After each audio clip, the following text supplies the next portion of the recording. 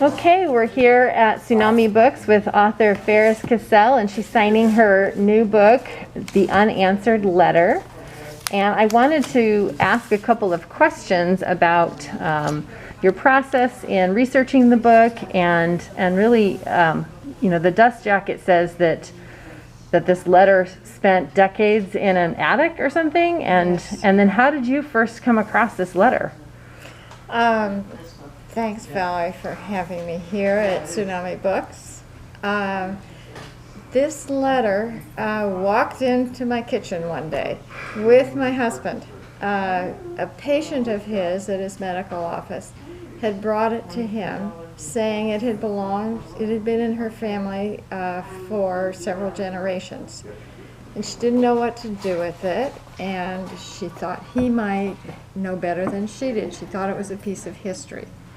So he brought it home, and I read it and was just so deeply moved by this letter, written by Alfred Berger, a Viennese Jewish man, desperate to escape Nazi terror.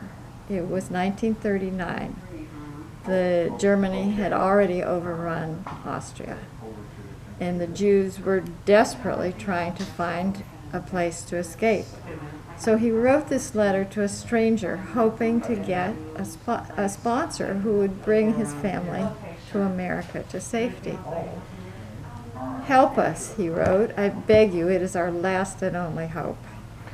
So when you found the letter and you read it, or when your husband brought it to you and you read it, did you know it was a book then? Did you know you wanted to go on this little detective story and trace No, not at all. I was working for the Register Guard, the paper here in Eugene at the time. And I thought, well, this is a local woman. It would make a great sort of interesting human interest story for the newspaper. And I thought that's as far as it would go. But as I talked to this woman and began researching a little more and a little more, the more I learned, the more drawn I was to this story, and I felt the more important that it was. This was really at the early stages of the Holocaust, we now know. And I wanted to know whether this family had how they'd responded to the letter. And I wanted to know whether Alfred and Hedwig had survived, whether they made it to America, what had happened. So during your research, what was the, can you pick one thing that really stuck out to you as poignant or like made the most impact on you? There were so many things. I bet. Maybe I could tell you two things in a brief way. Okay. Early on in my research about this family and their experience, there was a writer for a national newspaper who had just published a book about his family. And I thought I would call him and get maybe some information about resources he had used. So I called the newsroom at the paper and asked him, I told him about the letter, and I was about to ask him just for some networking help with this, and he misunderstood. He thought that I was wanting him to write a story about this letter. So he said, well, was he an important person? And I said, what? Important, what do you know? And he said, no, was he famous? And I mumbled something, no, he wasn't famous. Alfred Berger was just an ordinary person. He had a business in the textile industry. So I hung up, and then I thought, why did he even ask that question? Why does it matter if someone is important? This was an ordinary person caught in this maelstrom of evil during an extraordinary time. And I felt we're all ordinary people and we all matter. So that was one pivotal moment for me that really helped to drive me on this search. And in the writing of the book too. And then to keep writing it, because I felt it really was important. I felt that not only was the story important, to honor and respect those lives that were lost, each one. But I felt that the issue is very relevant to us today. The letter begs for help. Help us, I beg you, it is our last and only hope. And I thought, what would I have done if I'd received this letter? What would a person do? I'd like to think that I would have reached out to help a stranger, but it's not certain that I would. So to me, it's a reminder.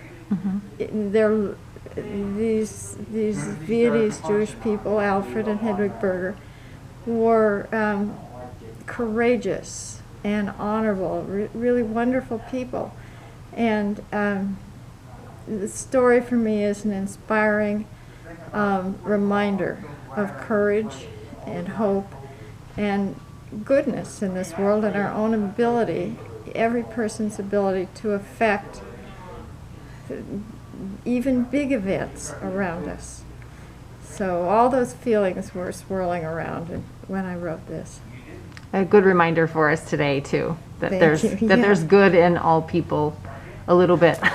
Well, there is, and that we all have the power to affect our world. For sure. And not only the power, but the responsibility.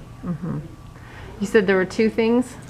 The other thing that really shook me, really, I had the name of a woman who had been in Hitler Youth in Vienna just at this time, during the time that Alfred and Hedwig were struggling unsuccessfully to escape. She was very gracious. She'd been a friend of a friend here in Eugene, actually. And so she had us, to my husband and me, to her apartment in Vienna, coincidentally almost exactly at the spot where Alfred Berger had been run down and killed by a German army vehicle. In her apartment, we had this lovely conversation. She was very open, very friendly, and she told us that she really had never had anything against Jews, that she loved to be in Hitler Youth because all the kids were doing it, and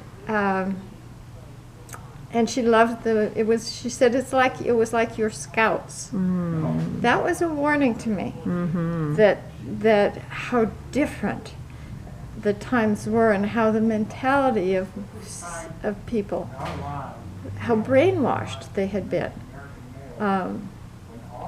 So my husband is Jewish, I'm not. She looked right at my husband and she said, I've never had anything against the Jews. We said, well, how did you feel when you saw the way Jews were treated on the streets of the city where you walked every day? She said, I can't explain it. I cannot tell you how that happened.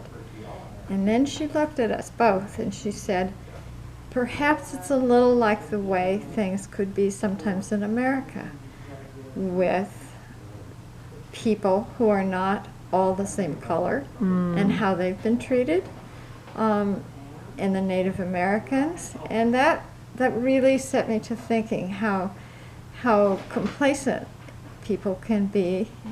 Everybody could be in our own lives. Thanks for sharing all of those stories. Let's hold up the book one more time, and we've got The Unanswered Letter by Faris Cassell, and we have copies here at Tsunami Books. And where else can people find you online if they want to reach out to you? Thanks for asking, Valerie. They could go to Amazon, to Barnes & Noble, Books A Million, Indie Books, or... Do you have a website? Or are you on social media? There is I'm on social media. People could find me. I'd be glad. Everything is public. So I'd be glad to answer any questions that people have. All right. And I really appreciate Tsunami supporting local authors. Thank you so much.